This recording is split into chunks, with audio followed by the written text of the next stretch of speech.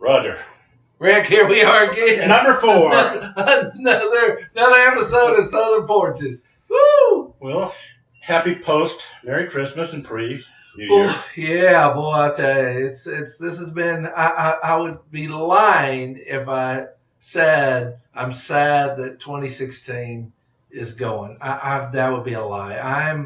I'm ready. I'm ready. I saw a cartoon on Facebook that I loved. It was Homer Simpson driving over a bridge, and the bridge was painted 2016. And as he drove over it, he set it on fire. I went, that's it, man. Whoa, I'm ready to burn that one down. This has been, and I feel like for most people, 2016, very hard year with the election and seemingly a whole lot of well-known people passing. Sorry about that. Oh, okay, keep it going. Very hard for people to make it through. And I think, again, a piece of all that is loss. I think a lot of people's losses during 2016 and even before that have really come on heavy during this holiday season. And that has been a barrier for many people to rise above. They just, it's very hard. Well, I think it's true that part of the challenge we had, I don't think we've ever seen anything historically, or those of us that are alive, as to what happened in the presidential election this year, which was a stressor and has caused a lot of challenges for people, even to the point, I don't know if you saw those videos where people would actually destroy their TV when they saw one of the candidates. No, I love that. Yeah. But I understand that. I think it did bring out a message that there's a large portion of America that's frustrated. Mm-hmm. Kind of the old Network movie. I'm mad as heck and I'm not taking it anymore. I felt like so many people were there. They had just had enough. They just felt disenfranchised. They felt like they weren't heard. They felt like they didn't count.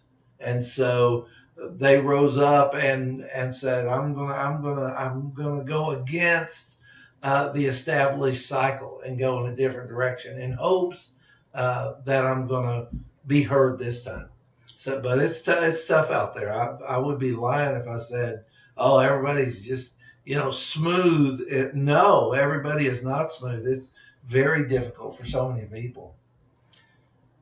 And we come into this time of year where we go through the holidays, and actually as a way to take your mind off of the day-to-day routines of life, you have the excitement of the shopping and the planning and the preparation, and then it comes and it's gone. Oh, in a microsecond. That is just amazing to me. I was sitting there in Christmas looking at all the presents out there and thinking, oh, this is so beautiful.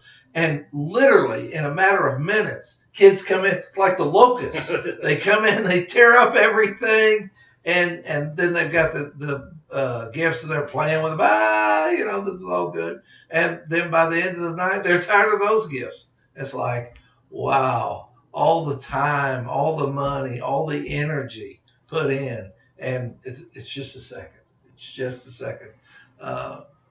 But I will have to say it's been a good Christmas season. We were talking about that before the show, how it had been a good Christmas season for both of us. We felt Mm-hmm. positive about that, and neither one of us tried to convey perfect. Oh, we had a perfect. No, we didn't have a perfect holiday season. There were glitches along the way, but across the board, the spirit was positive. Mm-hmm. And I'm glad to hear that. I'm glad for that. I feel like we need to really, Rick, check our spirit, check our soul in the midst right now. I think that a lot of people's spirit is down. I think a lot of people's relationship spirit is wounded and they're limping along. And so it's important for them to heal. This is a good healing time so that they can come into 2017 fully healed, fully accountable, fully responsible, and step into the light and do better work in 2017. So how do we get ourselves prepared for 2017, and how do we get a mindset that we are going to be victorious in 2017? I think the number one message out there, and I know people get tired of this, is the importance of taking care of yourself. It's not being selfish, it's being healthy. And I think people give and give and give more than they have. You know, money, time, energy. They think to make something happen, they need to give away and give up themselves and empty themselves. And I find that really is destructive. So that's not what needs to happen. I think people being healed and being whole and out of their excess change where they're going. Out of their excess, go, wait a minute, I have something to give, and I can give it away and still be whole. And I think, and people receiving it, Rick, I think they receive it differently. I think when people get something out of people's wholeness, it's not the same as getting it and knowing, well, this person has it to give. They're able to give it, and they'll still be as whole as they ever were, and even better because they gave to me. Mm-hmm. But if there's ever a time of healing and restoration, I truly believe we're in it right now, and I think there will be people that will do that, and I think they will benefit greatly. And there's people that will, no, I'm gonna stick with giving, and I think they're going to find out that they're going to become give out. It's going to be too much. They're going to find emotionally, spiritually, physically, they're going to falter. They're going to falter. I was watching a Spartan race the other day on television, Rick, and I realized that the people who won the race prepared. They said, oh, we, on our off time, run other races. We work on this. We realized, and all of them had different weak spots, and they talked about their weak spots. And they said, at our weak spots, we've worked on that because we know that during the race, this is going to come up, and we're going to need to be ready for it. And other people, hey, I'm just showing up. I'm going to do the best I can. It was inevitable that halfway through the race, those people faltered. They came up against something that was too much, and they just, rose their hands and said, no mas, no, too much. Yeah. Gail has asked a question out there, and, Gail said that any of us have to be estranged from friendship. So she says, I'm estranged from a very close Christian friend over the presidential race. She has an opportunity to rebuild the relationship in a few weeks. Do we just leave the elephant in the room and walk around it? Or should she confront it? How would she best handle? I think in a situation like that, writing things down is very powerful, very powerful. I think sometimes we try to verbally dance with it, and what we say and what people hear are very different. And if I've walked in with animosity, I'm going to use whatever verbiage you bring to me as a pivotal point of being more negative. But it's much more powerful if I say, if I write down on a piece of paper, number one, this friendship is the most important thing. And number two, the presidential race has already been decided. Number three, what do you feel? And I think that it's good to ask the other person for support. What do you think we need to do to make this stronger? What I would then reframe the presidential race as, and the disagreements with the presidential race as a speed bump. Yeah, we had a speed bump. We had a hole. We kind of got off track. And I'm sorry for that. And I want, if you've got a way you think it's going to put us back in the race, let me know. And so when I send that out or when I give that to that person, I let them process it. I let them look at it in black and white so that when we come together, we have that to talk about. We're not talking about 15 other things. Oh, I think about this, and I don't like the horse down the road, and my car's not running right. That's usually what people do. And then they wonder, well, why didn't the conversation go well? Poorly planned. If you want to have a productive conversation, have a well planned conversation. And people will respect the fact that they can see you put time in to put that structure out there. And it keeps things in a frame. If you've got it in a frame, the chances of both of you working at it and getting success, very high, very high. But when you wander to 15 different things, they're talking about the dog and you're talking about the fence and they're talking about the horse and you're talking about like in the car, you can talk for hours and never get to a point. And with one of the things is no solution. We're problem heavy, and it's easy to talk about problems and it's easy to complain and you get nowhere. But when you're focused on a particular issue and you're seeking together a solution, great things can happen. Things that you wouldn't, you walk in and go, wow, I never knew this could happen. I never knew this is what was going on. It's just fascinating if it's well structured, well planned. Right. Great. And also, Gail, I would say that, you've already shared that she's a friend. She's a Christian friend that apparently you've had a lot of opportunities in the past, and there's a lot of similarities and commonalities between the two of you. So this is, as Roger says, this is where we'll spend our time in this relationship, is building upon the commonalities.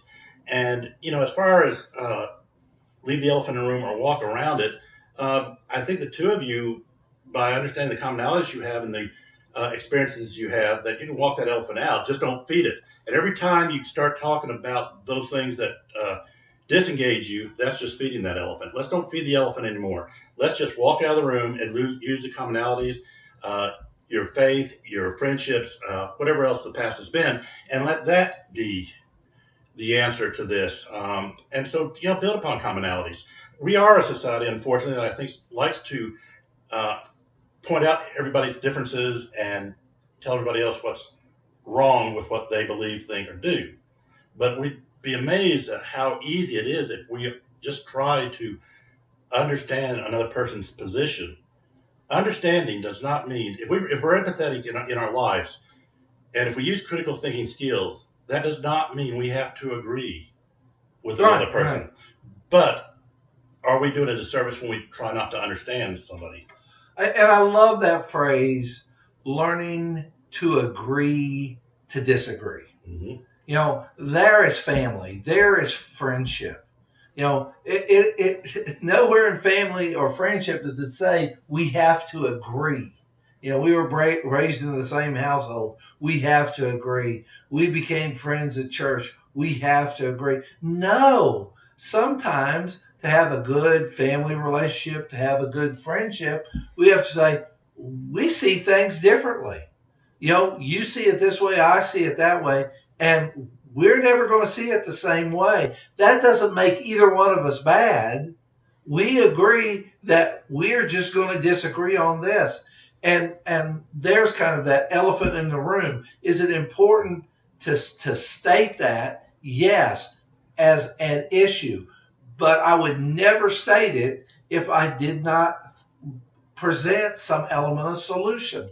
That's very powerful, and encourage them to do the same. Yeah, and part of the communication process is if we speak from a perspective of self, then we're going to be safe.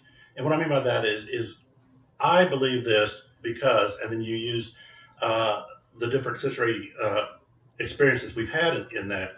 It's when we start finger pointing and being accusatory or saying, Roger, you're crazy. You don't know what you're talking about when you're talking about that. Now, you're going to be that's a good moment. You're going to be defensive as soon as I say that. But if I say, Roger, my position, or I believe this because I heard him or her say, I saw him or her do. And then again, it gives you an opportunity to hear my perspective without having to go on the defense. Yes, I totally agree with that, Rick. And the other thing that I'm saying in this is write it down. Mm-hmm. When we write it down, it keeps us focused, And so in doing that, we're not wandering. And a lot of times, what this person's also talking about is this elephant in the room. We're not going to bring it up, but we're going to spend an incredible amount of time wandering around it, and it will damage the friendship if it's done that. Versus if we are respectful, we're focused, we're looking for solution, all that is going to make a huge difference in how that goes. And I think a great thing in that, Rick, is it shows I'm looking for progress. I think friendships need that. I don't think they need to be stagnant. I think if differences come up, good. If we don't see things the same way, good. We're not the same people. In fact, healthy conflict in any type of relationship can create the changes that are needed to keep that relationship strong. It's when the conflict is not handled in a healthy manner that becomes destructive. You're so right. And I love that phrase, healthy conflict. We've really lost that in the last couple of years. It's much more of a fight and a throwdown from the get-go, and whose dog, my dog's bigger than your dog kind of mindset. And we don't realize how destructive that is. And that's another thing that really bothers me is that people aren't thinking about the future. If you and I don't like something today, okay, we don't like it, we work through it. But if I'm still holding on to it 5 years from now, wow, how damaging that's been for us, how damaging that's been for me personally. And that is something, it's like that old phrase, I'm mad at you, so I'm going to drink poison. Yeah. Well, that's what anger is. It's like, wow, man, that's so dysfunctional. But that's why people think, I'll show you, I'll drink poison. Yeah. It's like, no. What can we do to build on the difference? It's not always build on similarities. It might start off similarities. It may even initially build off similarities. But at some point, we're just not going to be similar. We're not the same people. And we're going to have to acquire, which takes work, the skill it takes to move through that. Right. Because we, again, are taught it's got to be a win-lose situation in our society or culture. Or somebody has to compromise, which again, but when we learn that it's about learning to resolve issues in a collaborative way, where we both are able to have our input, brainstorm whatever the issues are, and then come out of it with solutions that are collaborated on both parties. It's always interesting when you get somebody's buy-in. This is going back to Management 101. You don't implement policies until you get the employees buy-in, if there's always the time, because if an employee has a buy-in to the policy change, they feel they have ownership of it and they'll take it. Yes. But if we just throw things out there or become so stuck in our own way of doing things. Dictatorial's what happens. Many friendships is one stronger person than the other who dictates, and the other person goes along, and as long as I dictate and you go along, we have a friendship. No, that's not a friendship. I love what you said there, Rick. Buy-in. That win-win, that equality. There's a good family member. There's a good friend. And it's just fascinating what kind of solutions you can come up with in that dynamic. But when you're in that contrary elephant in the room, my view is right, your view is wrong, I'm right, you're wrong, there's a heavy price to pay in that. And that does not go well. It's broken and destroyed relationships. It's broken and destroyed friendships. And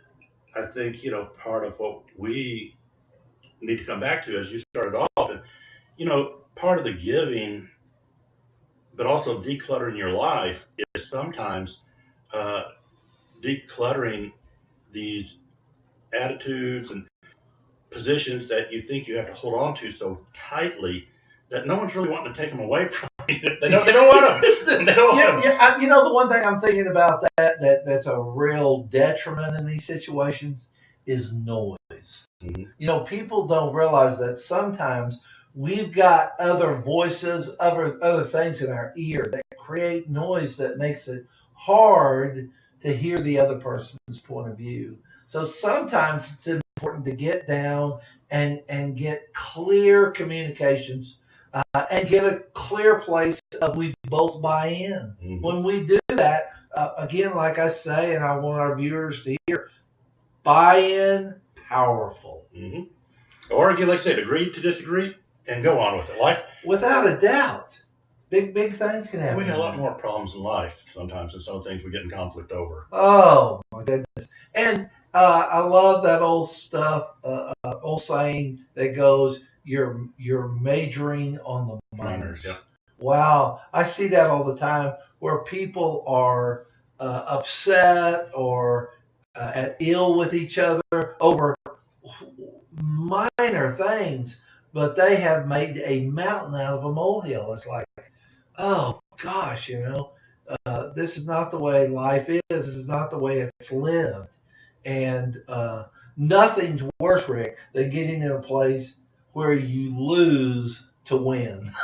That's what just really, it's like, yeah, you won, but at what cost? Yeah, you got your way, but at what cost? Boy, that's tough. Yeah, Isaac just left a nice compliment, but thank you, Isaac, and Happy New Year to you too. And again, hopefully we'll find an opportunity uh, before some people leave and come. But good seeing you. Keep up the good work. Yeah. And grow and thrive. This would be what I'd say to all that. Good to hear that you're watching and a part. And that's what we want to do. We have and in Southern Porches, we always have a seat open for people to be right here, to put in their questions, to put in their comments. And we want to encourage that. We want you to be part of the mix. And we know that if you're part of the mix, hopefully we're bringing out positive information, things that's going to help people, things that are going to get people over the speed bump. That is what Southern Porches is all about. It's helping you be part to go to the next level. It's easy. It's so easy. I want everybody to hear this. And the older you get, the easier it is to be stuck. It's very easy to be stuck in life. I would like to do a study sometime on time. How the first 18 years of your life seems like forever. We are given that wisdom. Don't rush to grow up because time will go by too fast. And you don't believe it those first 18 years. And 18 to 36, you got the accelerator on, but you're still kind of keeping it under control. 36 to 42, 45, it's still running. But after that, we're in warp speed. I think that's another piece, Rick, about Christmas. I could not believe how the kids were in a hurry up mode. I want to grow up. I want to grow up. And I was sitting back thinking, wow, you are running towards something that when you get there will not be as cool as you're presenting it right now. I wish that as hard as I ran for adulthood, that when I got to adulthood, it was as cool as I thought it was. It was far, far less and far more work than I would have ever expected. And when I look back at the glorious moments of childhood and the freedom of childhood and the lovely flow of childhood, and why I rushed a moment through that is insane now. But I guess that's how we all play. You know, Roger, right before we turned the computer on around discussion, and we've both been asked questions about how do we pick the topics that we're going to talk about. You want to share with everybody the massive time we put into the prep for this, and how we come up with, and how we come up with topics and the research that goes into it. Well, I think what our viewers miss is both Rick and I have been through years of school, and so we have not only studied this material, we continue to study it. Boy, the things we studied in school, I want everybody to understand, is outdated. For the most part, what we learned is no longer useful. If we want to be useful, we've got to get into new material. And so that is the nature of Rick and I. And so we don't plan anything more than to show up who we are, to show up as authentic, to show up as real. We would like to believe that if you stopped Rick and I at the mall, we would be just like we are right now. We would talk the way we talk, look the way we look, and go over subjects the way we go over subjects now. So we don't have a set structure. We come in and bring our stuff, or because we're both therapists, we see clients from in different situations, or we're both involved in church, so we see people in church. And so whatever issue seems to run through those moments, we bring them here and we discuss them and we throw them out there, and this is what's going on. And if we had something like we talk about with Christmas at the house, that's what we talk about, because people want to lay out that therapy is different than life. And no, it's not. Therapy is a place where people are stuck, and they need, help more than support or clarity. And just a roadmap, yeah. Yeah, there we go. I love that. Sometimes they get stuck in the ditch, and it's just helping them get out of the ditch. And life, and then a lot of times in life we think that if we're going to make dramatic changes in our lives, we have to make major adjustments. And yet there's a theory out there called 2 degrees, which you use in driving, that says to stay in the middle of the road, you just turn a steering wheel about 2 degrees and you stay in the road. Ooh, I love that. If you overturn either way, you end up back in the ditch. And so we're just kind of teaching them how to keep their hands on the, 12 and 2, and 2 degrees, and keep them in the middle of the road. Yeah, there we go. And keep them out of the ditch. Thanks, Cheryl said, and you guys with the material, material discussing marital issues, relationship expectations, death, family issues, conflict resolutions. And speaking to, I see that Cheryl's on here. Guess where I was 19 years ago today? Man, I have no clue. I'm trying to think of where I was 19 years ago. Where were you 19 years ago? I was in the rain and sleet and snow of Charlotte, North Carolina, in a little church up there, marrying my bride. Wow. Well, I would say a little over 20 years ago, I was in here, Greenville, and getting ready to get married. So we were kind of in the same, and it's just amazing how life, I say to people all the time, I grew up in Oklahoma, and I said, we didn't act like South Carolina didn't exist, but we didn't study South Carolina in school.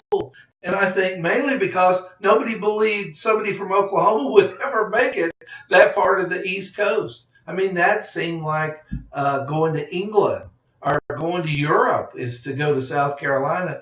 But now that I'm here, wow, it's wonderful, and the history and the climate. And another thing was that with my wife, she grew up her whole life here, and she talks about the beach. Wow. Well, in Oklahoma, no beach, no ocean, none of that. You're landlocked. So I didn't grow up with that culture. And also, it's nice now that I have a chance to be part of that. I really love that, and to go down and spend time at Folly or Hilton Head or Myrtle Beach. Whew, I mean, what a wonderful experience.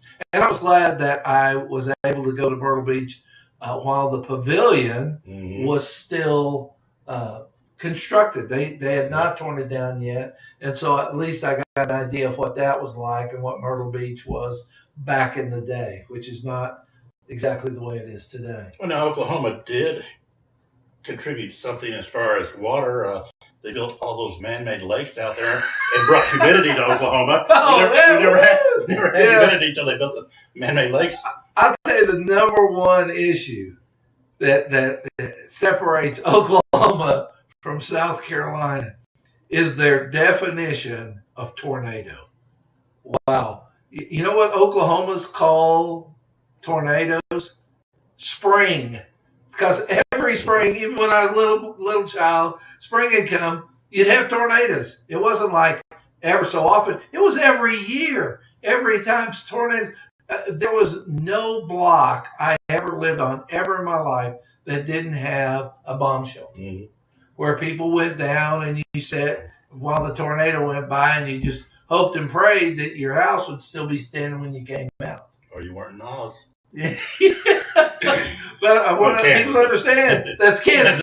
Right, Kansas. The state above Oklahoma is where Oz happened. No, South Carolina, I've lived here for well over 20 years, and I've never seen anything that is an equivalent to that. Thank God. I'm not wishing that on people. Wish Oklahomans didn't have to put up with it. But when you have just miles and miles and miles of flat land and wind that can pick up speed, it's all over but the crying. It's a bad deal. But it's amazing how life, when we think about, how life has changed and the decisions you make. And I don't know if it was Dave Ramsey or Don Miller or whoever said that a new life is one decision away. That is because people don't make a decision and don't move on that decision, then 20 years, like we're talking about now, you wake up and go, how did I get here? Well, you got here because of your choices. You willfully made the same choice. Even though you said you were unhappy, you made the same choice. And then I loved AA that says, if nothing changes, nothing changes. And I think that's very profound. I think that people talk about change, want change, pray for change, but they don't make any any decisions that are different. And another thing I hope our viewers hear here is that you cannot have the life you want and also have everybody in your life happy. That is not possible. I'm sorry. You are going to tick some people off if you live the life you want. It's just inevitable. You have, like the old Okie saying here, you have to crack a couple of eggs to make cake.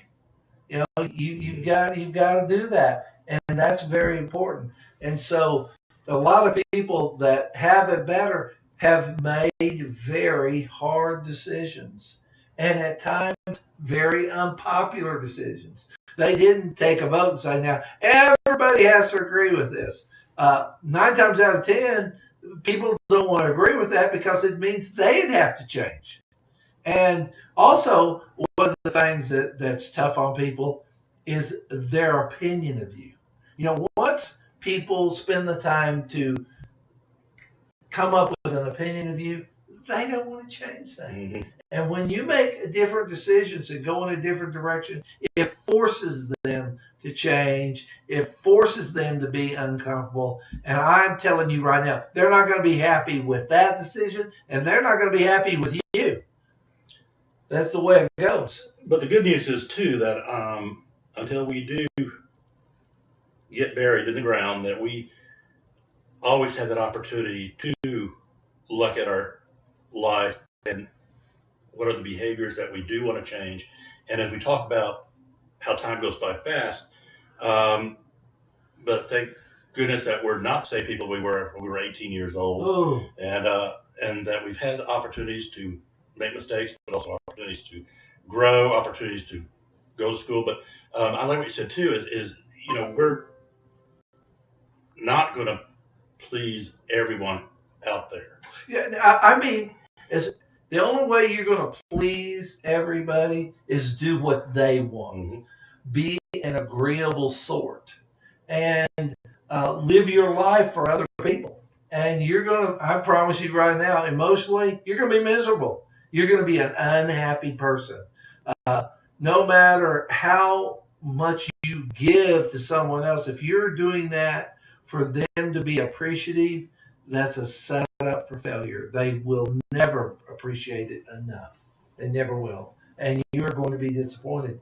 It's more important to look at life and say, this is where I am, and then ask a big question, like we're kind of doing indirectly today. Where do you want to be in 20 years? Do you want to be in the same place? If you want to be something different, you're going to have to make different decisions. I can remember when I was living in Atlanta, and I felt like my life is going nowhere. And the answer was, well, you got to pack up everything and move to New Orleans, Louisiana. I went, never been to New Orleans, Louisiana. And go back to school and to sit in a classroom and to study. Yuck. That was hard. That was uncomfortable. It was without a doubt, Rick, getting out of my comfort zone. And I would in no way be where I am today if I hadn't I was a little old beat up two-door Toyota Tercel. Yep. That I was in driving 55 miles an hour because that's about as fast as the car can go. Getting there, and then once getting there, staying there. That was another thing that fascinated me. There are people who made a decision, made the sacrifice to come to school, and one day they just said, no mas, I'm tired. Mm-hmm. It's like that race I was talking about. They were not prepared. They were looking for it to be smooth. They were looking to get the payoff. And that's just not how life works. When you make a decision that is to your benefit, you're going to have some bumps in the road.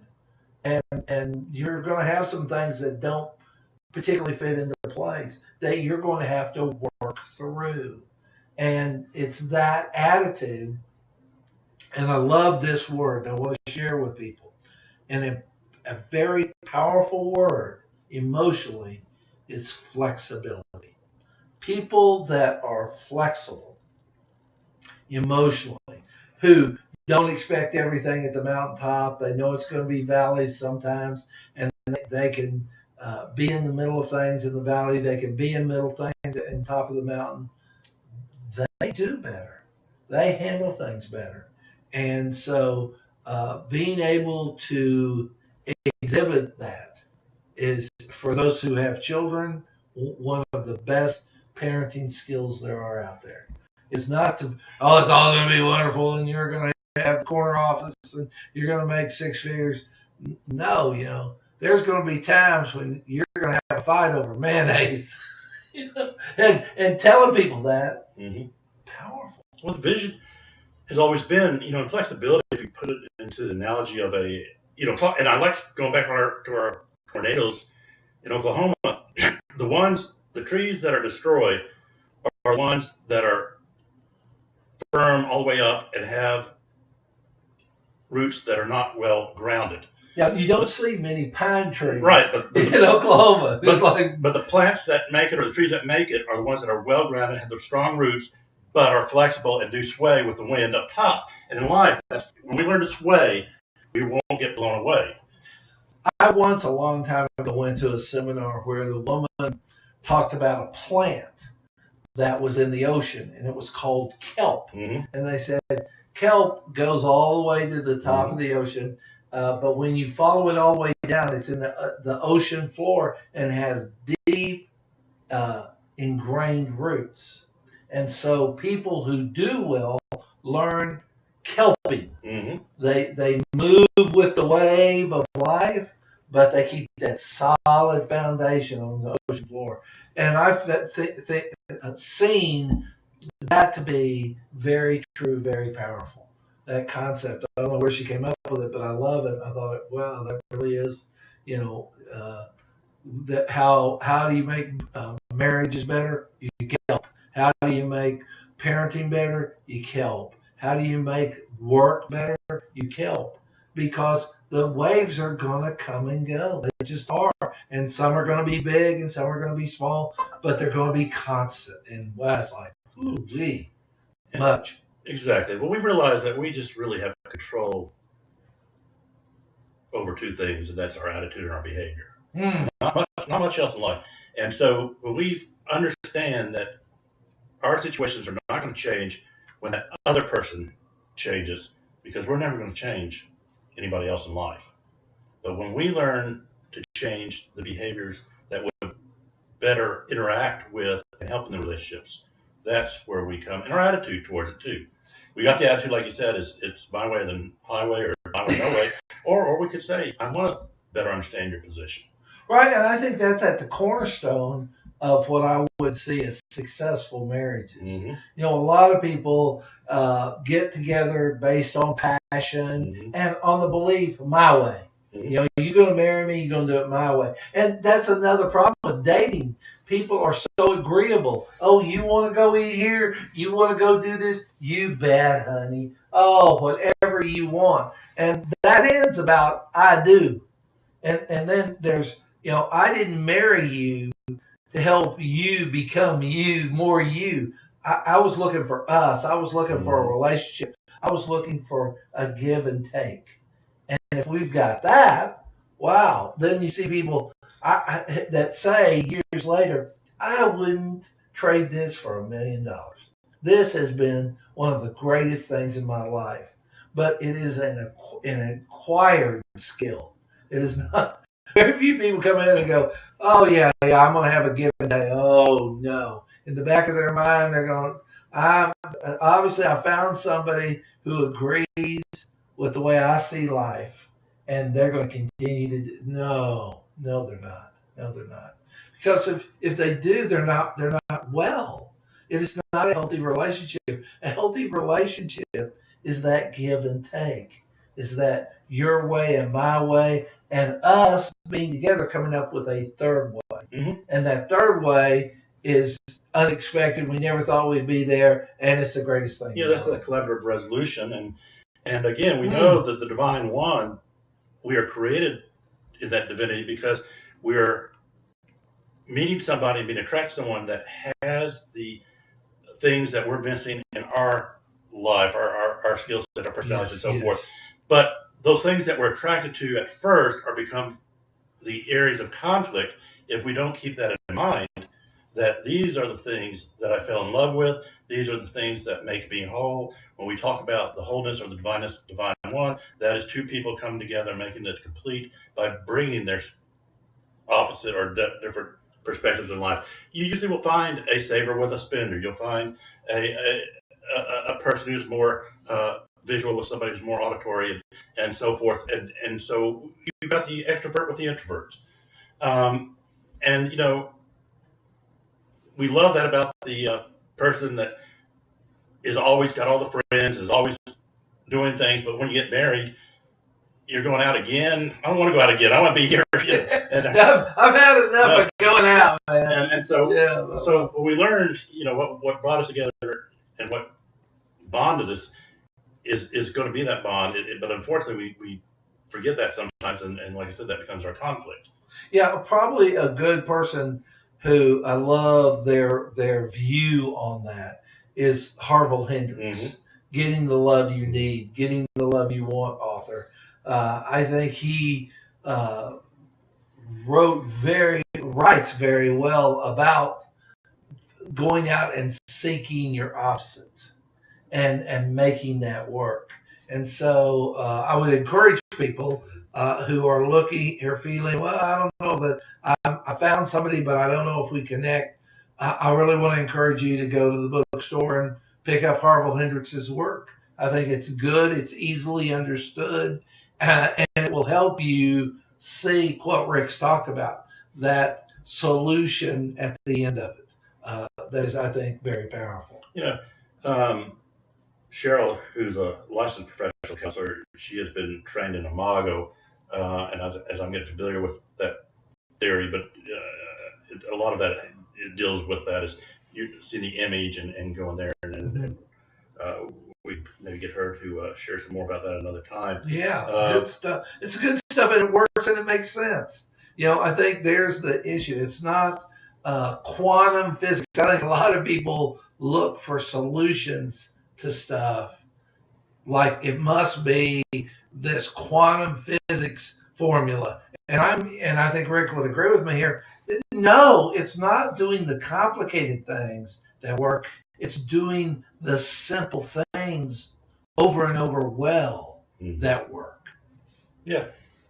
And the actions versus the words. Yes. Yeah. There's going to be that place where, this has been kind of an underlying thought throughout this conversation, is, are we going to focus on the problem, or are we going to focus on a solution? I love Theodore Roosevelt saying, if all you do is talk about the problem, what you're actually doing is complaining. And I thought, boy, that will preach. That's exactly right. And couples do that all the time. Friends do that all the time. They just beat the horse. They're beating the dead horse. Man, are we going to go on this again? Are we going to talk about this again? Are we going to go over this again? I thought we resolved. I thought we found a solution to that. And we have to embrace the fact that there are people out there that cannot live, they cannot exist without a problem. If they don't have a problem, they're going to create a problem, because their life seems unnormal if I don't have a problem. And those are toxic people. You need to stay away from them. You need to be, what you're looking for on some level. You need to be solution oriented and hopefully attract solution oriented. And I want people out there to hear, I'm not saying you be red and go find red. You can be red and find blue, but over here, you're red, they're blue, but are we willing to seek a solution? And there was that goes back to that person who was wondering about the elephant in the room. Is the friend that I have had issue with willing to create a solution? If they're not, then all you're going to do is two things: complain and fight, because that's all that's left. So if that's what you want and you don't bring that out, no, you bring that right out. I realize there's this elephant. Can we find a solution for that elephant? And what I'm saying today too is, if you're married, there's an elephant. If you're a friend, there's an elephant. It may not be this elephant, but there's an elephant. And it's asking you, life is asking you, seek a solution. Seek a solution with this person. Yeah. And if you do, miracles will happen. And that's not 21st century counseling. That's from the book called the Bible. Right. Oh, that Bible, bringing up that Bible again. Yeah. How dare that Bible be right 2,000 years later? Yeah. I mean, good, healthy solutions worked 2,000 years ago. Good, healthy solutions work today. It's not changing. It's not intricate. It's doing good things well. Love your neighbor as yourself. Yes. What a concept. Right. And I love the other side of that. That doesn't work for so many people because they don't like themselves. So if I don't like me, well, then how can I love my? I can't. I don't like me. I don't like anybody. Yeah. I'm miserable, and I want everybody else to be miserable. And we don't support that. we don't believe you gotta be miserable. That however bad things are, there is a solution. Now we're not saying you're just going to pick it up in a moment. It may take some time. It may, you may have to pull your sleeves up and get to work on it. But if you do, Rick and I are promising you a solution is at the core. A solution to how things are done that will be, as you talked about, win-win. Mm-hmm. That we're both going to feel good about this, and it's going to lead us in a direction that makes us as friends better people. Us, if we were a couple, a better couple. It's the same principle out there, and to have a good relationship as a friend, to have a good relationship as a spouse, is the same thing. WORK. It's work. That's probably one of the big lies years ago. Oh, marry someone and you're going to be happily ever after. You're going to live happily ever after. No, you will not. That is a lie. I don't care. I have seen people that were walking on air to get married. Mm-hmm. Oh, they were good. And a week later, they didn't want to be married anymore. Whoo!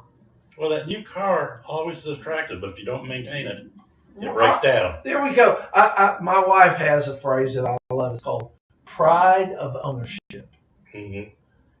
And one of the things that people lose very quickly in a marriage is pride of ownership.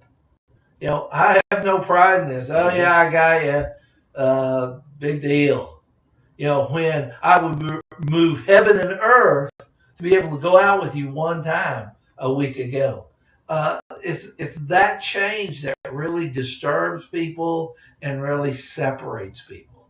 And so, but if you have pride of ownership, I got this new car and I'm going to get out and I'm going to wash it and I'm going to vacuum it and I'm going to polish it, you will be surprised how much you love that car by putting that kind of attention in. And that works with marriage. If you're putting that marriage, if you're washing that marriage and waxing that marriage and vacuuming that marriage, it's amazing how much value that marriage has. Well, apparently, statistically, over 50% of people out there are thinking they're leasing their spouse instead of buying it. No, Rick, I would probably believe that there's 50% of people out there that believe they're a part of Uber. That if I need somebody, I call them and they come. And the one phrase I don't know is there you hear, but I certainly hear a lot is this person wasn't the person I married. Mm-hmm. You're not the person I married. And my thought is good. I'm glad they're not the person. They don't need to be the person. They need to be a different person. They need to be a better person. By marrying you, I would hope that would help them grow and be better. Not in any way be the same, but is that desire to keep things on an even keel, the sameness, and even a great relationship that never challenges itself will die. Yeah. It will not be good. People do living together become bored of each other. I mean, that sadly to say happens. And we've said, like you're bringing up the example of the car. If I get in a shiny new car and I drive for the first time, I've never driven it before, woo, it's all good. But let me tell you, if you saw me drive it the second thousandth time, I didn't polish it, I didn't clean it, I just got in and I started it and I just drove it and I took it for granted. Mm-hmm. It isn't long before that car breaks down and is worthless as a piece of junk. And that is a good example of marriages.